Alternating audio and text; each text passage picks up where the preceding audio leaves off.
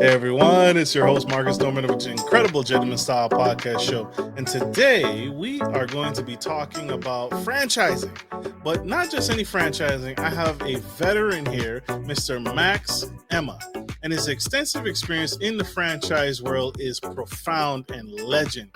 He has dove deep into the world of franchising. He is actually a certified franchise executive with over 2 decades, 20 years of hands-on experience in the franchise world. From providing bookkeeping services to over 100 franchise brands across the U.S.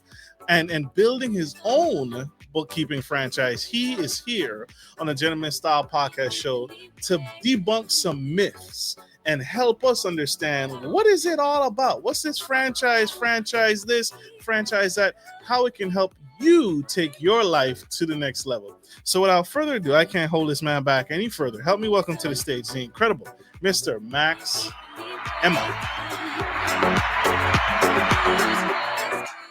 Welcome. How are you, sir?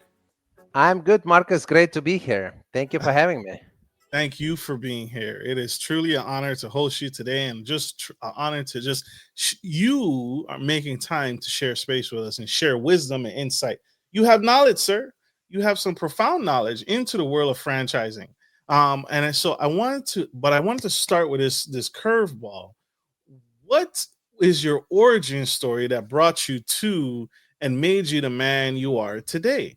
As far as business ventures, you because you've done so many things in the franchise world, but why franchising altogether? You could have started your own company, you could have did anything, right? Why franchising? Actually, I've started my company and I did work for corporate America. So I had a little bit of everything and got into franchising by accident, literally. So my background takes me back 32 years ago when my parents brought me here from the former Soviet Union. I was 18 years old. So I came here without friends, without English, no job, and only finished 1 year of university back in the former Soviet Union. So I had to start from scratch, learned English. I had to learn it fast. So I came up with my own know-how how to do it. Got that down more or less. Unfortunately, the accent doesn't go away, but hey, I learned to live with that. And then got my education in finance, graduated with honors while working at Costco for 5 years, which was a great experience because I've had hundreds of people coming through me every day. So I learned different types of people, how to deal with difficult customers, how to make friends. So it was like really, really great. And then after graduating, I worked for corporate America for 4 years doing finance. And in about 4 years, I realized that corporate life is not for me. I'm always joking that, I was really bad on kissing butts because apparently I was kissing the wrong ones because, other people were doing a better job. They were getting promoted faster than me. But jokes aside, it was a great company. I just didn't like to do the same routine all over again. And they were willing to pay for my MBA, and I was getting promoted, but I'm like, no, I can't do corporate America anymore. So I gave them a 2-week notice, and July 4th, 2002, so almost 23 years ago, became my real freedom day because that's the day when the first time I wasn't employed by anybody. And so for 23 years, I'm continuing to do that. I'm my own boss, which has its pros, it has its cons, because, when you have your own business, you're the last person to get paid. When there is a issue, you have to pay everybody else, and if there is a shortage of money, especially in the beginning, you just have to wait till you get some money to get paid. But I knew this risk going in, so I joined a small family business with 3 employees, grew it to 96 employees, and it was a construction business. We did really good until we stopped doing that good, until the recession of 08 or 09 started, and they stopped building tract homes, and we were doing landscaping for tract homes. And we had all this equipment, 96 employees, but no jobs coming in. So unfortunately, I didn't have a choice but go into bankruptcy. And in construction, you have to personally guarantee most of the equipment and everything else. So I had to do business bankruptcy and personal bankruptcy. So with one baby at home and one on the way, it wasn't a fun experience. I'll be honest with you. At Oh my least gosh. it didn't seem like a great experience at the time. I honestly thought that this is the end of it, and it's just not for me, and I should give up the entrepreneurship and just go to work for somebody. Okay, I've tried it for what what was it, for 6 7 years, so time for me to go back and work for somebody else, which, luckily for me, no jobs were available at the time because the whole country was in the recession. 08 or 09, nothing was available, so it was mortgage crisis, it was real estate crisis, so everything. And that's what saved me at the time. Since there weren't any jobs, I didn't have a choice but open another business and start from scratch, grow it, and this business was more successful, and we sold it. And while doing that business, we stumbled upon a bookkeeping need for the business. And my business partner and my wife at the time, she had masters in accounting. I had bachelor in finance, but we were so busy growing the companies that we didn't pay attention to the finances. And if we were paying attention, we probably would not get hit so hard. I mean, I don't You know. talking about in taxes or when you filed bankruptcy? No, I was talking about filing bankruptcy. Has nothing to do with tax. That just we didn't see the snowball coming. Okay, so we had a lot of equipment and it was good, but if we did some analysis and if we had our numbers, on a regular basis, we probably would have figured out that, hey, we have to slow down purchasing all the equipment, hiring people, and growing like crazy. Because it seemed like a great idea at the time because there was a waiting list for us to do the work because we were apparently doing a good work. We were doing landscaping, but nevertheless, it did not help us. And then that's the first time we started talking about bookkeeping, outsourcing. And back in 2009, it wasn't readily available as it is now. It was just some bookkeepers here and there. Nobody knew who they are. For the second company, which we were able to sell, we actually wanted to hire somebody like that. And I talked to 20 different bookkeepers. So I found Mhm. them online.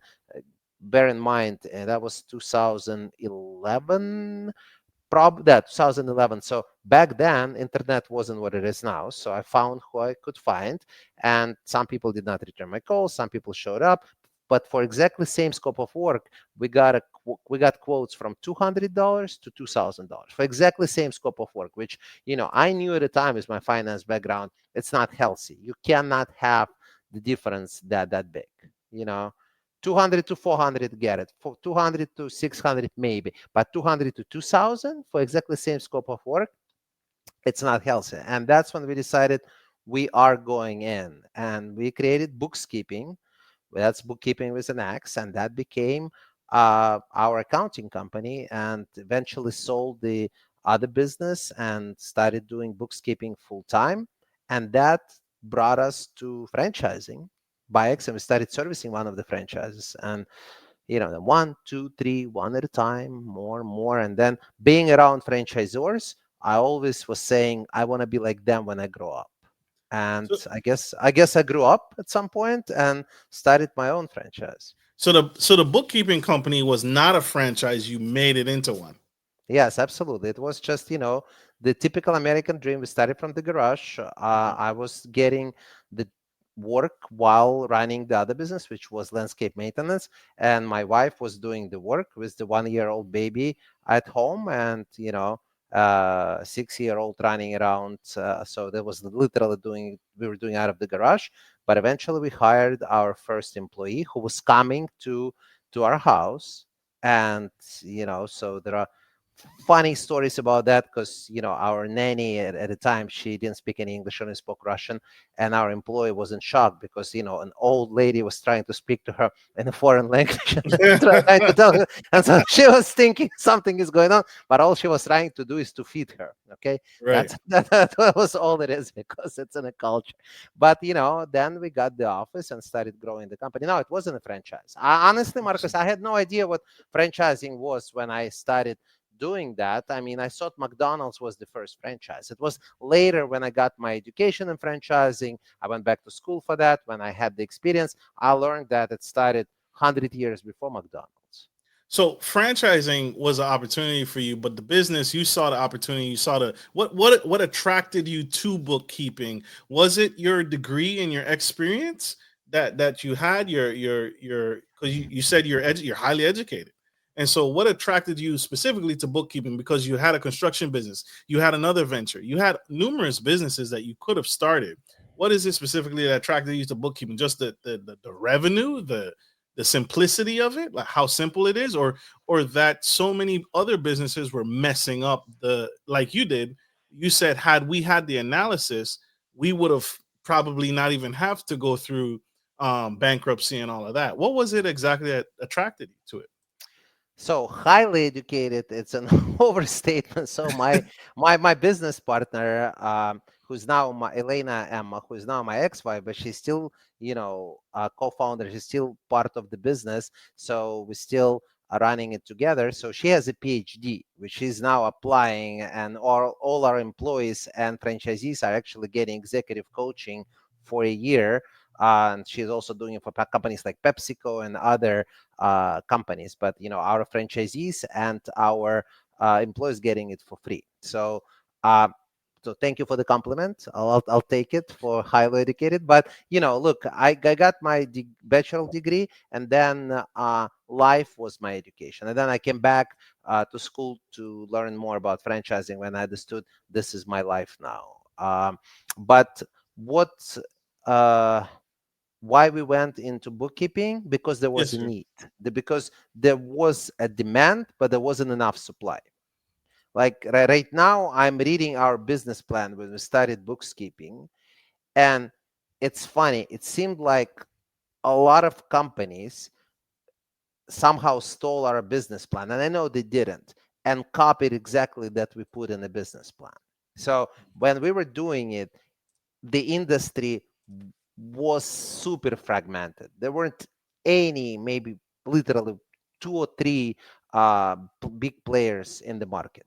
Now it becomes more and more, PE companies buying bookkeeping. So it's becoming, you know, a bigger industry. So just to give you an idea, last year it was $80 billion in the United States, payroll and bookkeeping together, and it's projected to grow 2.9% this year. So it's growing Mm, like crazy. And just a few years ago, it was $72 billion.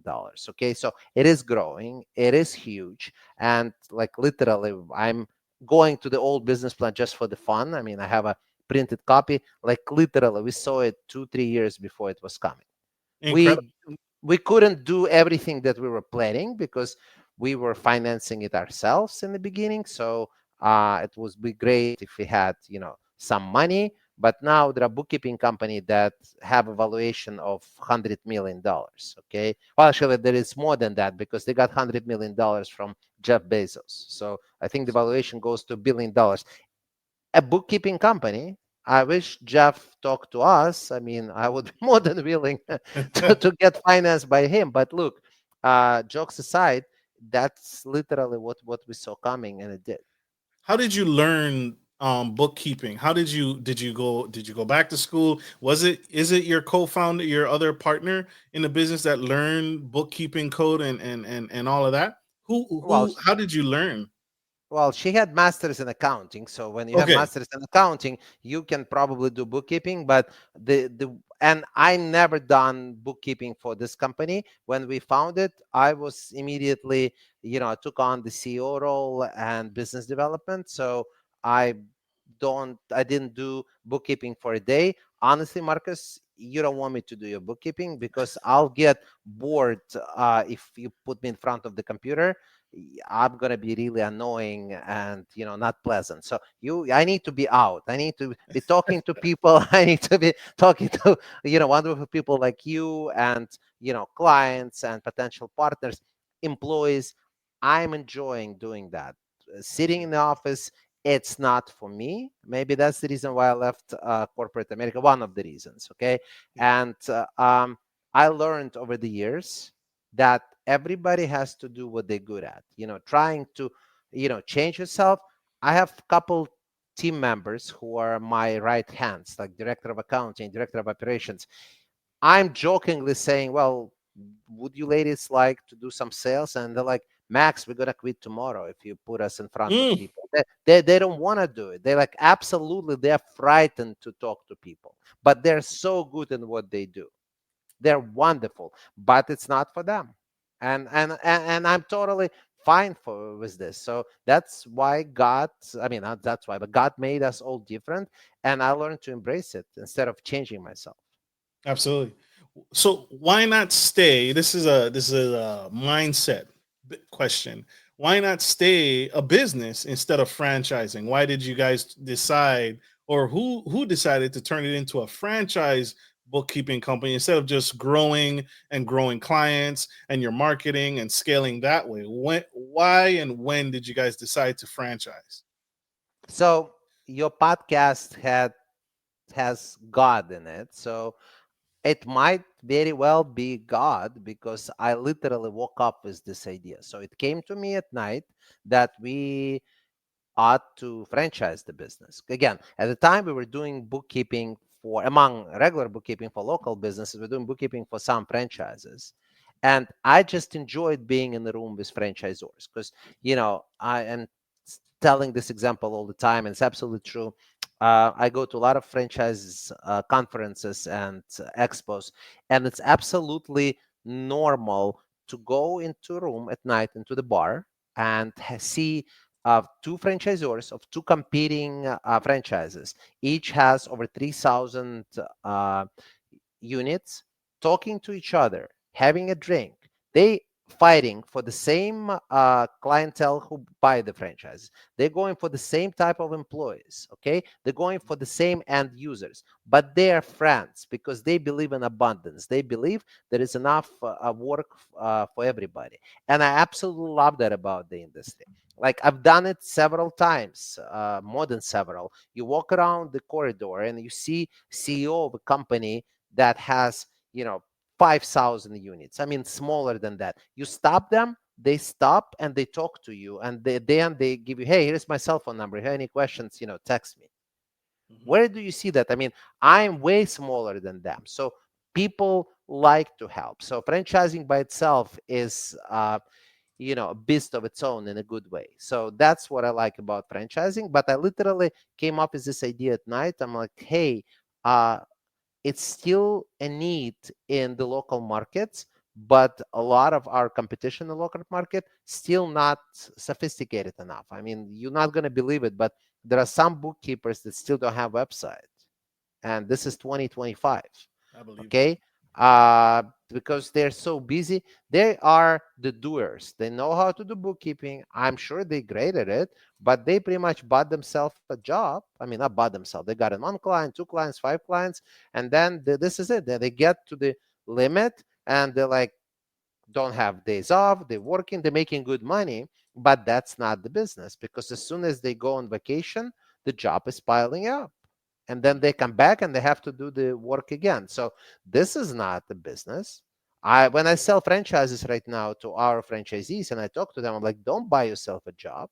If I learn, I always ask, where do you want to be in 3 years, 5 years, so on and so forth. So if they tell us that, well, they just want to have X number of clients and they want to do everything themselves, I'm not going to sell business to them. I don't want them to secure the territory and limit it to one person. I want somebody who starts growing where sky is the limit, because I strongly believe sky is the limit in anything you do. It just, you have to change how you're doing it. Yes, it's a good idea to start to do it yourself, but eventually learn how to delegate. That's So what's going you're, to take it to the next level. so you're saying a good franchisor or potential buyer of a franchisor isn't someone who wants to just buy a job. A good franchisor is someone who truly wants to build a business, someone who wants to hire employees, hire a team, provide job market on jobs for people in his local community, provide stable employment and grow and scale, and someone who wants to be um working on the business and not in the business. Did I understand that correctly?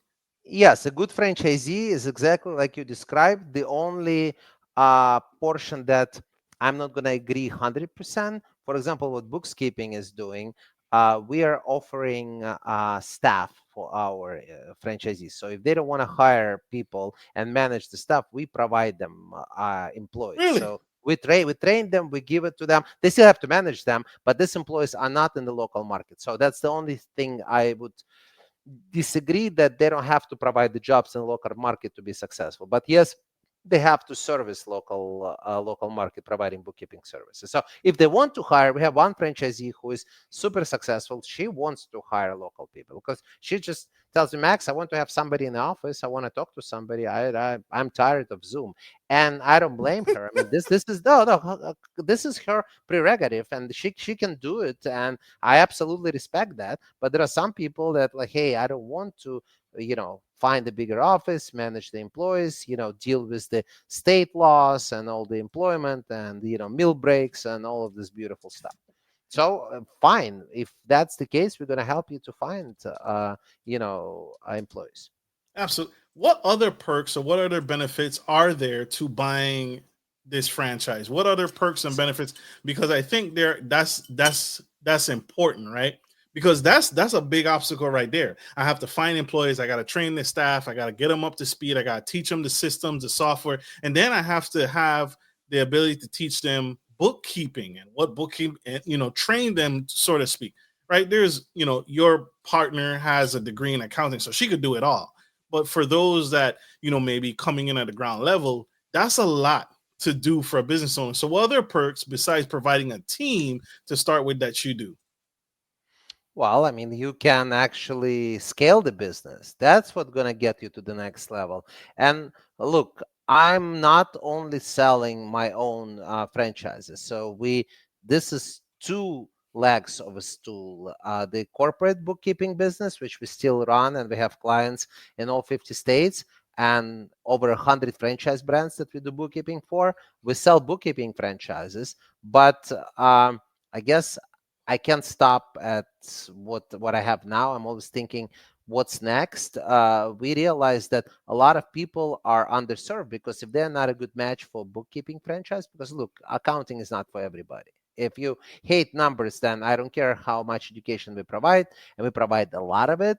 It's just not for you. So I open a franchise brokerage. So if somebody's not a good match for bookkeeping, we help them to choose one out of 630 plus franchises right now in absolutely different industries, from insurance companies to pizza shops to plumbing companies. And by the way, my services here are 100% free because we Incredible. only get paid if somebody buys a franchise. We get commission from franchisor. So when I'm going to answer your question, Marcus, about who is the good buyer and what is going on, I'm going to tell you not just from bookkeeping perspective, but from perspective of other franchisors, because we talk a lot. We have Sure. conferences. We discuss it. Yes, we do want somebody who actually like to grow the business, because look, if somebody buys a franchise, they get a protected territory in most cases. And if you limit yourself, if it's only you can't sell more than X. Depends on the industry again. Depends what you're doing. But you can't do anything more than number of hours per day. Okay, so which means a franchisor has the cap in the royalties they're going to be getting, because every franchise gets royalties, which is a percentage of a top line, the percentage of gross revenue. Okay, so the bigger the gross revenue, the more money franchisor gets to support other franchisees and to sell more franchises. So again, if somebody comes in and buys, I'm going to do all the work myself, that's it. I remember there are a couple things in life, not couple, more than couple, but I remember, and it helps me to make right decisions. I hope right for me anyway. So I like to go to a Greek restaurant in San Diego for years, and then so for about 15 years, if not more, that I remember this place, it was always husband and wife running it. They didn't have any employees. She was serving at the tables, and he was cooking. They were working every day. They had Sunday off, I think it was closed, and closed early on Saturday, and then they closed for 1 week in the summer and 2 weeks for around Christmas. That's it. So Mm. every day, 6 days a week, they worked in the business. Oh my Look, gosh. for me, and again, it worked for them. They eventually sold, relatively young, young couple, I think their kids grew up and they sold. But I think for a while, people in this country had family businesses like that. When you are in the business all the time, I Yeah. don't want business like that. I'm not judging. I'm just saying it's not for me. For me, it's not work-life balance. It's life-work balance. Life goes in front of work. Yeah, the typical mom and pop own a business, and now the family continues it on. So that's absolutely true. So what's the hot franchises today? What are some really hot good franchises that are doing well that you've seen in your brokerage? So different industries, and I want to tell you and the listeners and the viewers that this is actually cyclical. I remember it was really funny. I was at the franchise conference, the biggest one. Usually it's like 4 or 5 thousand people. Everybody and anybody in franchising comes. And this one I'm talking about happened in February of 2020, right before COVID. So we didn't know we're going to get shut down, but something was happening. Over 1,000 people canceled. They did not show up. So instead of 4,000 people, were maybe like 2,500 people.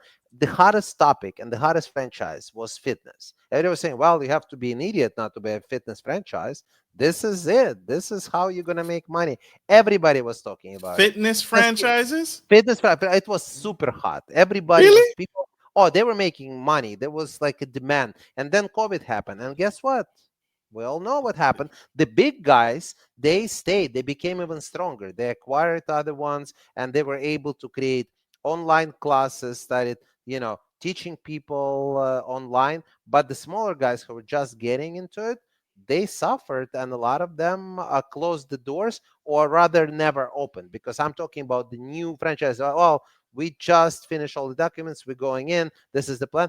And they were pretty hot and sexy, but the what happened in the world killed it. So I want to Yeah. say, when I tell you what's hot right now, there is a there is a chance it'll change, god forbid, for another COVID. Not COVID, it's just, every business is cyclical. So right Right. now, senior care is super hot. So right now, Really? people making really good money for in-home care services for seniors. So great business, great model. But there is more and more companies, independent and franchising, opening up, and they're all fighting for the same employees. This is the issue right now, in my opinion. It's actually the employees, because people who want to work in this industry, they already work for somebody. So if I'm you know a new franchise coming to the market, I probably can't pay way more, because if I pay way more, then I have to charge more, and then I'm not going to be competitive. Why somebody drops the company they're working for right now and come to work for me? So, but today it's fixable. People find the ways around it. But in a few years, if it's going to grow like that, eventually that's going to become an issue. But today it's a really hot market. So I still say senior care is hot, pet care in any way, shape, or form, dogs, cats, birds, um, and then What so when you say pet care, you mean like walking a pet or bathing and washing a pet? What kind of pet care? Everything from walking the dogs to grooming the dogs to, there is a great business where you're going and picking up after the dogs on commercial properties, and they're killing it. No, I'm talking about picking up. You can actually Wow. go to somebody's house to do it, if somebody's working and can do it, but and they get paid. But also they go to like apartment buildings, they go to, I don't know, shopping malls and that type of stuff. Dog So parks. the dog parks, yes. So they get actually, private dog parks. I mean, cities don't hire them, of course, because it would cost them more. They have their own employees. But private dog parks, yes, that's exactly what they do. So anything. I mean, right now we're placing a couple people to do mobile grooming and dog walking, which is great, because it's actually great business, because you have a van or two or three, and you can get to somebody. So you are mobile. Instead of having a real estate in one place, you go where clients need you. So this is actually hot. So pet care, uh senior care, and then I would say services for kids, because like whatever schools, coding schools, sports sections, you name it. So that's, I would say, this is the three hottest markets. Food is always hot, I was about literally. I was Yeah, about to ask you. no, for food is always hard, but you have to, like, that's why you need brokers like us, because if somebody knows they want to buy McDonald's, first of all, no McDonald's are available, the new ones, because all the territories are sold. You can only buy the existing one with clientele, which costs way more than to start new from scratch. But let's say you have a dream to open. McDonald's is not opening new locations. Well, they are opening new location, but most likely they only open new location if they open like a new development. If they build like, like for example, Las Vegas right now, they're building like the whole, what is it, southeast, I want to say, side of the city. So obviously they're going to be opening McDonald's, but somebody already bought the whole territory. So it's Oh already wow. owned by somebody. So McDonald's, usually typical McDonald's owner uh, owns, I don't know, 10, 20, 30 McDonald's. So they already bought a territory, like, half of San Diego, for example, or whatever, a third of San Diego. So if there is a new thing, they have a first right to open the new one. Because, McDonald's is interested to deal with one person who owns 30, then have 30 people that own one. And that makes a lot of sense. So, but they don't even use like brokers like us, because if you really want to buy McDonald's and you have this millions of dollars, you call them directly and they'll let you know if somebody's selling McDonald's. But most likely that's not going to happen in the good area, because why anybody would sell a cash cow? Wow. Okay. So it's usually you come in and like, well, I always had a dream to open a pizza shop. Uh-huh. So Domino's is the same. They sold most of it. Again, maybe somewhere you'll find territory or two, but from what I understand, like Domino's, Papa John's, they all sold out again, because somebody buys like the whole cities, the whole territory. So okay, pizza shop, and right now there might be 15 available that you can look at. So if you are looking to pizza, are you going to do the research for all 15 of them? Are you No. going to compare them? And then even how you do that, you spend hours, you spend days, and then you start contacting them and they're like, oh no, San Diego is already sold. We're already waiting for somebody to open. Like, so I was doing that all for nothing. We do all this legwork. We provide the analysis. We help them to choose which one is the best. And then we make sure that this is territory is available. And only after it's available, we guide them through the process and we put them in touch with the franchisor. So that's what brokers do. Again, but most of the time, people come in, I want to have a food business, but they don't know which food business they want. That could be a pizza, could be a burger, could be, whatever, hot dog stands, ice cream, you name it. So Right. if you are open-minded and you just, okay, I want to do food. Okay, good. But let's look at different options. What Let, about let what about car washes and laundromats? Are those a good franchise to invest in? Absolutely, they're great businesses if you can find a territory that works for you. I mean, it depends where you're gonna put the laundromat. I live in San Diego, for example, so most of the buildings in downtown San Diego already have laundry in each room, in each condo and apartment. Okay, because they're newer buildings, but a lot of old but super expensive buildings in New York City and Upper East Side, they don't have that. So people paying $10,000 rent and they have to go down to the building to do laundry, because the building is so old, it just cannot support the plumbing to put it in each unit.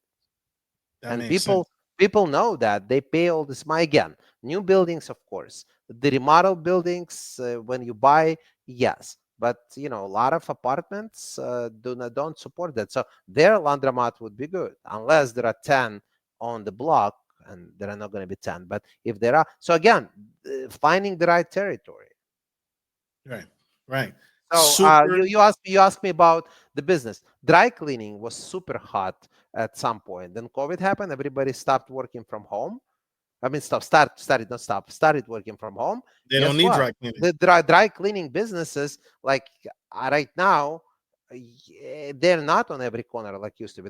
They used to be on literally every corner. Now a lot of them are gone because they just could not stay open. Incredible. Wow. That's incredible. What is the typical royalty for franchising? And I know it varies, but what is the range? Can you give the range of royalty fees from the lowest to the highest that you've seen? I'm sure you can find probably lower than that, but if you ask me for the average, it's 6 to 10%, and it depends. Sometimes you can get 5, sometimes you're gonna find 11, but it also depends on the industry. Like restaurants, I would say typically 4 to 6%. Business to business service are 9 to 12%. But look, you're not gonna buy a franchise based on what royalty is. You're gonna buy it. For example, bookkeeping, the royalties is 10%, but we also help our franchisees to find clients because we do bookkeeping for 100 franchise systems in the US. So it's called enterprise accounts. So all the new franchises coming to our way, their source, an existing one, their source of clientele for our franchisees. So look, if you're getting clients, I mean, it makes sense to pay higher royalties than if you're not getting clients.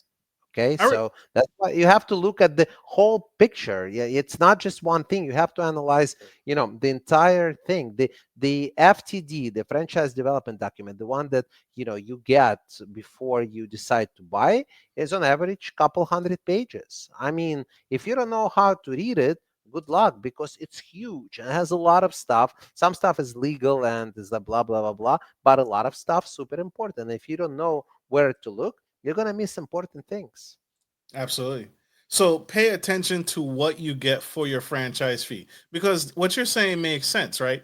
It makes sense that if I'm paying 10%, 11%, 12%, but you find me clients and you bring me clients and you have those networks and you have those enterprise accounts with established Pepsi Cola and those established corporate accounts to already say, hey, as soon as you walk into this business, as soon as we close, we're already looking for clients and you're starting almost practically with a book of business. And so that would make sense to pay a higher royalty because you guys are bringing clients to the franchise owner, right? That's Uh, yes, that's correct. I mean, not Pepsi Cola, and I want to be precise because I don't want somebody that's to fine. come later and say, "Well, we've heard you on Marcus's podcast that you're doing Pepsi Cola, and you're not. You're lying to me. I'm gonna sue you." So thank you. No, we don't work That's on fair. Pepsi Cola, but I like drinking Pepsi Cola. Okay, for the record. So anyway, but yes, absolutely, it's what service you provide. Look, again, I know bookkeeping very well because we developed it from scratch, and I was involved intimately with that from the beginning. So, like, we offer so-called 3, 6, 9, 12. We offer 3 months of accounting training, 6 months of no minimum royalties, 9 months sales training, and 12 months of executive coaching. All that for free at no charge to our franchisees. If you add all of the value of all of these four things, it's more than the franchise fee that we're charging. Okay, so you have to look at stuff like that to make a decision if this is the right franchise for you. You can't just look at two. Again, for example, let's look at pizza shops, and I'm gonna go with this one because the royalties is 1% less. That's not how you should be thinking. What are you getting for this 1 extra % royalties? Are you getting the name? Are you getting the support? Are you Yeah. getting, like, a popular YouTuber who, posting online and all the kids want to eat this particular pizza, even though it might be not better than the other one. Okay, so I just took my 15-year-old to Dublin, and he made sure that we go to a specific uh, Chinese restaurant out of like 30 of them because the YouTuber he is following said this is a good restaurant. I'm like, I don't care. We'll go to wherever. So we walked for 15 minutes to eat, but in my opinion, was exactly the same as the other one. But the dude said this is a good one. Okay, all right, I'll go where my son tells me to go. You know what I'm saying? But so you have to take this into consideration. So there are more than just the percentage. Oh, it's 1% less. I'm buying this one. That makes sense. And that makes absolute sense. How much should I go into a franchise when buying a franchise? When I come to you for a brokerage to find me a franchise, if I want to buy a restaurant, do I need to have restaurant experience? Do I have to have worked in a restaurant before? So same thing. If I want to come to you to start a book, buy a bookkeeping franchise, should I already be familiar with bookkeeping, or can I start ground zero, no experience, and still buy into this franchise if I want to? What are your thoughts there? Should the person have experience prior to buying the franchise? Sometimes having experience is a bad thing, and it depends on the situation. And I'll explain to you what I mean. You know, franchising, you have to follow some franchising rules.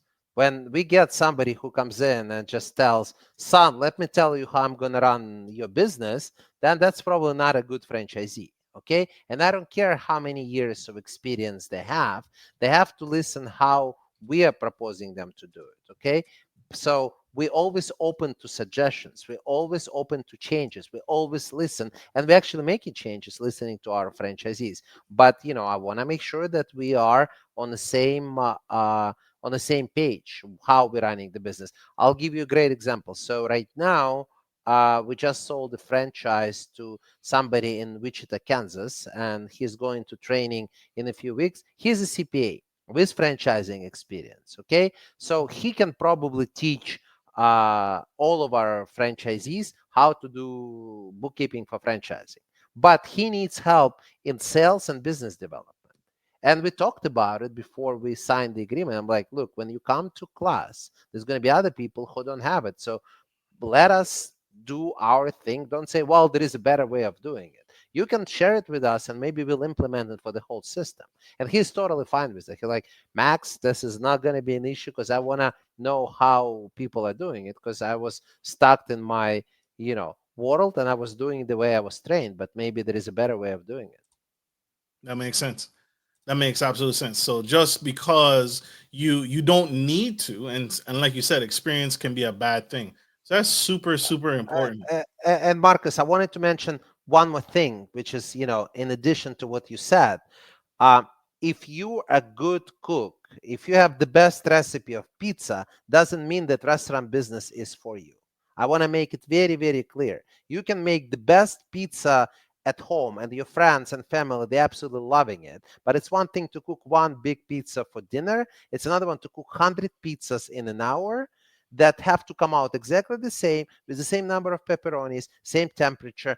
And you have a kitchen where you're going to have 4 or 5 people that going to be, butting each other all the time. So you need to make sure that this has nothing to do how good of a cook you are.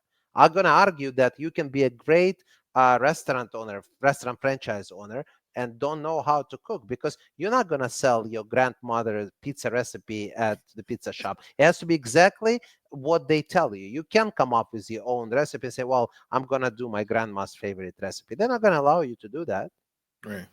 Have you ever told or recommended or told a franchise potential buyer, no, you're not a good fit for franchising? Have you ever, and why? Yes, I have, and for both of my business and for bookkeeping and for as a broker. And the main reason, if somebody is not coachable, I Have to just be basically, coachable. you have to be coachable. You more than entitled to your own opinion, and you should, but you have to be coachable, because franchising is about following the rules. Like, look, the colors of bookkeeping, the corporate color, are same as yours: red, white, and black. So I had somebody who came in early on. That was like, God, 5 years ago, 4 years ago, and said, I want to buy yours, but I want it to be as an extension of my CPA firm, and my colors, I don't remember, let's say yellow and green, whatever they were. So I want to change your logos. I'm like, it's not happening.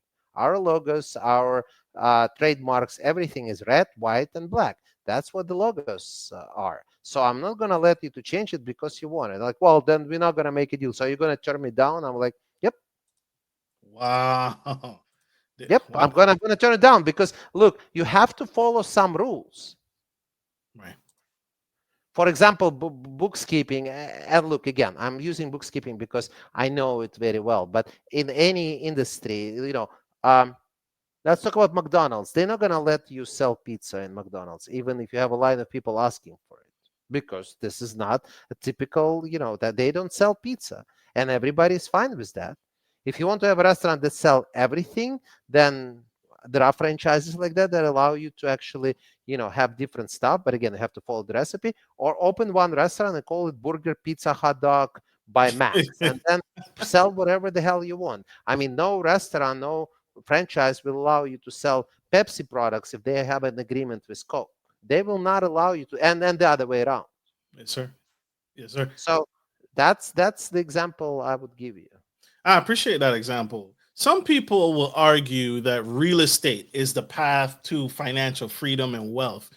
What are your thoughts? Is real estate better than franchising, or is franchising better than real estate, investing in real estate? So are oranges better than apples? It's this true. Sorry, Marcus. I'm not trying You're to be good. serious, but the question is, to each of its own. Like everybody pick what they. So I have a brother who I love, and we have this conversation all the time. And he's like, "Well, real estate is how you make passive income. You buy a bunch of real estate, you invest, and you get money coming in every day." And I'm like, "Well, but what is the fun in it?" And potentially you are limited to sell it only where the real estate market is right now. Um, like I know when I'm done with this stage of my life and move to the next one, I'll own a bunch of business. I mean, I already own three, but I'm sure there's going to be more coming up. And I mean, I get partnership offers all the time. I just don't have the time to do it because I absolutely love running, opening, and then selling different businesses. So I cannot tell you what's better in terms of investing time. Yes, obviously businesses will take more time than passive real estate. When you actually buy apartments, I mean condos, you rent them and then you have a management company managing it. Of course it's less work, but you still have to be involved, and depends what you're looking for. So That's it's fair. a very very very hard question, and I don't know if anybody will tell you based on the historical data. I'm sure there is some data that tell you one way or another, but it really depends. Plus look, it's probably going to cost you more to buy real estate than to buy a business and start it from scratch, especially like if we're talking about Southern California. You have to have a lot of money to start with to buy real estate here. So speaking of money, how much money should someone have before approaching you to buy a franchise? How much money? Because McDonald's is, you need no less than, I think, like $1 million to buy a franchise. How much money should I have before coming to a broker like you to buy a franchise? It depends what franchise you're looking for, because some franchises you don't need the real estate. So whenever real estate is involved, and you don't have to own it, but you have to do the build out. That's what's gonna cost a lot of money.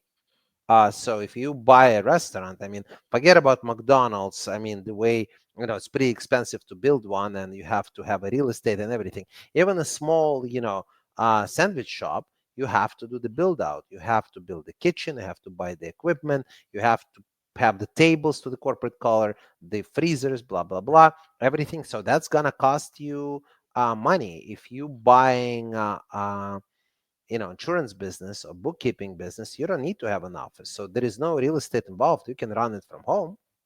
So it's going to be way less than if you buy a franchise with real estate. So you have to take this into consideration. But look, you can always finance part of it, not always, but in most cases.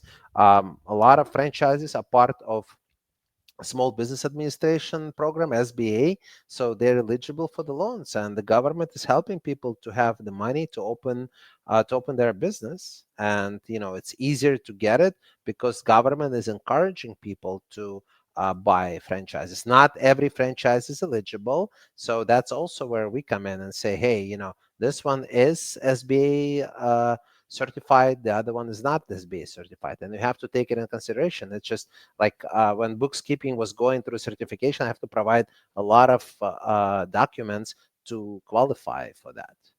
Absolutely. Okay, and How much? by that, How much sorry. money do I need to buy a bookkeeping's franchise? So total in, if you buy at regular price, including the 3 months, first 3 months of running the business, I think we're showing like $72,000, $73,000. That's the higher end. The lower end is less than that. But as the franchise, disclaimer, franchise is a very regulated industry. You have to show everything and tell them, a lot of things. It's a very, very, very regulated. If you have a private business, you don't have to do it. So like we have to show the cost of buying a computer, the cost of buying a phone, the cost of buying a printer, because that's what it takes to run a business. Because later, if you don't put it in, somebody will come in, well, you didn't say I needed to buy a computer, and now I can't run my business without a computer. Really, you couldn't figure that much out? But jokes aside, you have to put it in. So show me the person who doesn't have a computer. I mean, I'm sure they exist, but show me a person who doesn't have a phone. So again, we're showing the higher end, but being realistic, it's probably not going to be that much, because you probably already own some of the things that are required to go and get it. Plus, like you have to buy certain insurances. What if tomorrow insurance market gonna crash and the price is gonna triple? So we're showing the higher price, but there are ways to find the lower one, so there's gonna be a saving. And I hope that makes sense. It makes absolute sense. That makes absolute sense. And I appreciate you breaking that down. Something you said earlier that really shocked me. Why would anyone sell their franchise? If I bought into a franchise and I believe in this franchise and I'm growing, I'm not working in the business, I'm working on the business and I'm growing it to millions and millions of dollars. Why in the world would I sell my franchise? Well, because when you open a business, you have to have the exit strategy. That's what they teach you in the business school. So that's part of the business plan. You start from the end. How you gonna end? Because the strategy is different. If you want to sell the business eventually, that's one thing. If you want to pass it on to your kids, that's a completely different strategies. You run it differently. It's like any business. Your situation change. Your kids got older and you want to spend more time with your wife, and the value of the business is enough for you to sell it and semi-retire, maybe do a little bit of consulting, but travel the world and not be in the business all the time. Okay. I mean, maybe you just got different business opportunities. Look, people get burned out. Obviously, the more money business makes, the more money you can sell it for. So that's absolutely, I mean, we also resell the franchises, the existing ones. So that happens all the time. Plus, there are some franchises that are very popular purchases by private equity. They come in, and let's say you own some yoga studios. If it's multiple number of studios, private equity can buy it for millions of dollars. So that can be your ticket out, and that you can have enough for you and for next generation. So it depends. And people build it like that. They open more location, more, build it, build it, build it, build it, and then package it and sell it. And then they open another one and doing the same thing. So I absolutely think this is the greatest opportunity to sell. You get more money on average for franchises than for one of businesses. So everybody's situation is different. Look, I mean, my kids, they would never want to run, an accounting franchise. So I'm not building No? it to, no, no, they're so far from the numbers. It's like my oldest son, he's a musical producer. He does beats for rap industry. Okay, so and he does it professional. That's his full-time gig. He's 19. So the 15-year-old, he's in his own world. He doesn't know what he's gonna do. But I'm telling you, either of them are definitely not, so we're not building business to pass them on to the kids. But there might be some business that people building and they growing it to give to the kids. Depends what it is. Absolutely. Can a franchise be passive? Right? Is that Absolutely. because a franchise can be passive income? Like I can go on vacations, I still own the franchise, but I can spend time with family. All the things that you said, I can spend time with family, I can travel, I can tour the world, I can do consulting on the side, right? Just like what you're doing. You can do podcasts, you can do consulting, you can do speaking engagements. Are there franchises that can be passive in nature? Yes, they are. I mean, my franchise is not passive in nature because I do work, trust me, and but I do go on vacation as well, and the business does not stop. But I have team in all three of my businesses, and I trust the team. and it took years to build a team. Okay, and then plus the beauty of my business that it can be done remotely. As long as I have access to email and internet, I can, and phone, I can run business from anywhere in the world.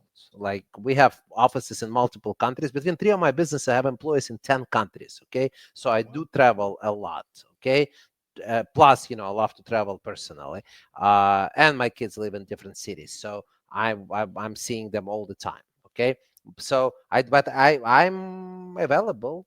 I mean, there are days where our team knows I'm not available because I work on strategy, or I just want to take a day off. They know that and they respect that.